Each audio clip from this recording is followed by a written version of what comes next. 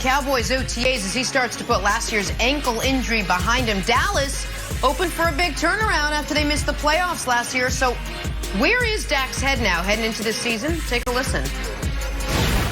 I've buried the injury, honestly, guys. You know what I mean? From the point of practice, from the point of just moving forward and going about my life, I've buried it. I've buried it mentally, and I think you guys and a lot of people around have to help me and bury it as well as we move forward. All right, Brandon, Dak wants his injury to be a thing of the past. What's your reaction to that? Yeah, all players go through this. Is part of the process. You know, you get injured, you go through the surgery, then you start your rehab, then you start the return to play. You start getting on the field, doing some drills. But the number one thing you have to overcome, and the last thing you have to overcome, is that mental component to it of, you know what, I was injured, and that was painful. I don't think it's about, you know, feeling good. Like, you know as a player that you're going to get injured, and you know you'll bounce back. But it's how you get injured, right? So Dak Prescott's probably thinking about, it was 3rd and 2, or what was it, 3rd and 6. I take off to the left, trying to pick up the first down. Logan Ryan came, pulled me down, and I snapped my leg. And that's what you think about. So the next time he's in that position, that's what he's going to be thinking about. I remember going across the middle, I think it was Sunday Night Football, and Jay Cutler threw me a nice little seam route, and I came down with it, and when I hit the ground, the safety's knee went right into my back. 2 broken ribs, collapsed lung. An hour later, with no anesthesia, no type of drugs, they just put a tube in my lung. So, yeah, I know you guys love when I'm talking about injuries, but they did that. They cut it, and they just put a tube. And that's the only thing I thought about as I was coming back. I was like, when I'm going across the middle, am I going to break another rib? So that is Dak Prescott. This all makes sense. He has to get over this last hurdle. And Brandon, literally did not hear anything you said for the last 15 seconds, Brandon. Listen, just you guys have all watched, you know, Chicago Fire. They do that type of stuff all the time. Brandon, correct me if I'm wrong. That feeling and that apprehension lessened the more you got hit after.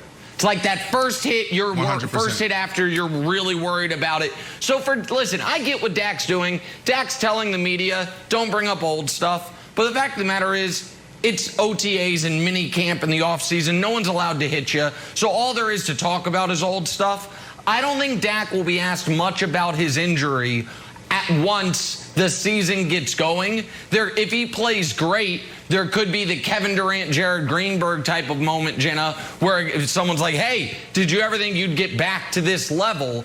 But I do think that for Dak, it's going to be important for him to get hit, for him to run out of the pocket on a 3rd and 6, as Brandon was talking about, get pulled down and hop right back up.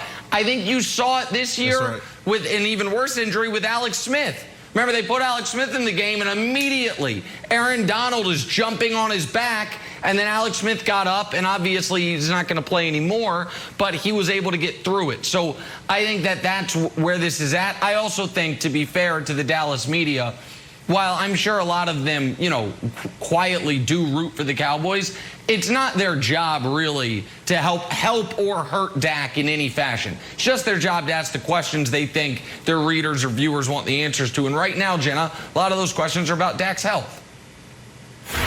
Yep. Well, a lot of questions in Green Bay about this guy right here.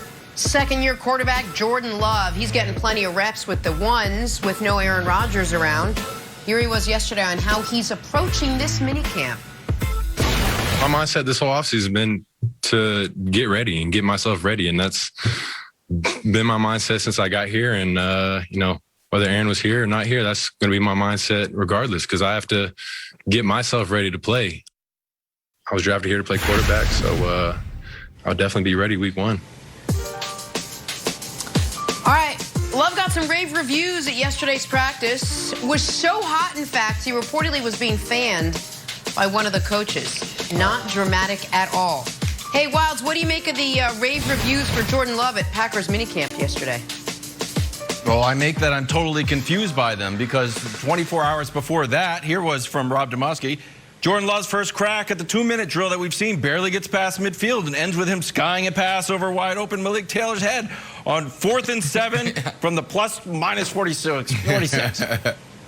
Brandon, I'm totally confused on what to make of the reporting on Jordan Love. And I understand that all reporters have a job, and if, you know, the team is playing, you have to, if people are interested in Jordan Love, you want to write about Jordan Love. I do question this. Is it fair for us to be reporting on practices? Is it fair for us to be, I'm going to rephrase that. It is fair to be reporting on practice. Is it fair for the audience to start taking judgments on practice? Does that make more sense? Because, like, I do think that the reporters have a responsibility to report what they see. But as someone who's reading those reports, is it fair for me to be like, Jordan Love doesn't look awesome or doesn't look great? And is it fair to Jordan Love to be like, man, I'm practicing. That's why it's called practice. Like, if I knew I was going to be judged, I would take less risks on stuff. Like, where is my, for lack of a better term, safe space to kind of try stuff out? Yeah, I think it's fair because, but you got to always remember that practice is scripted. So at the end of the night, you know, the last thing that these coaches do is they script the next practice. So you'll see offense go out, they'll take the field, the scout team, practice squad players will be on the other side, not the number 1 guys, not the number 2 guys, maybe a handful of number 2 guys, and they're literally told what to do. You're going to drop to cover 3. We want you to play the corner, so we want to get this look at the flat. And offensively, we are calling plays to beat that play. So that's why last year when you heard people saying, oh, Jordan Love is not looking great at practice, that's why it was a big deal. Now, on the flip side of that, to show love, to be fair to Jordan Love, is when you're on the practice squad, right? So we got to know where it's coming from. Was he taking reps with the starters, or was he on the practice squad? Because if you're on the practice squad and you're lighting it up, then that means your defense is trash. If you're on a practice squad and you look bad, you can't take too much away from that, because on the sideline, you have all the defensive backs saying, okay, here's the next 4 plays. They're going to run this play, so I want you to drop here, you're going to drop there. So it's a lot of crap at practice because it's scripted. So you just have to know the circumstances. If they're on the practice squad, they're just practice dummies.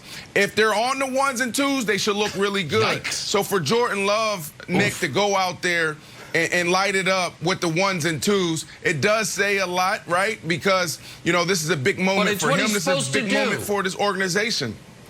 That's right. But this is, and you're being kind here, but listen, here's the way to evaluate NFL practice, having obviously never been a part of it, but I used to be one of the guys who had to be out there in the hot sun covering these interminable training camp and mini camps and charting plays. It was the worst job. So all the love to the people who got to do it. Oh, my God. Here's the thing. If a guy's really, really good at practice, it means very little. If a guy's bad at practice, it means a lot. Because of Brandon's point. If you're playing with the starters on the offensive side, the practice is set up for you to succeed. So do I take a ton from Jordan Love playing great yesterday? I take a little. I take more from Wilds, what he was talking about 2 days ago, when Love was really struggling, when everything is set up for him to succeed. But to me, Brandon, the most interesting and important thing he said was the end of that soundbite. Because Jordan Love understands what Aaron Rodgers understands, what the Packers front office is trying to muddy the waters so other people don't understand. I was drafted to play quarterback. And right now, the quarterback hierarchy, he's getting all the reps at 1s because it said in the report, Blake Bortles and Kurt didn't get a lot of reps. Well, thankfully, they didn't get a lot of reps. But Jordan Love understands, guys, they took me in the first round to be the starting quarterback here. I am now having the opportunity to be the starting quarterback here. The reason Aaron Rodgers is not there is because he knows what I know. They drafted me to be the starting quarterback, so this is my opportunity.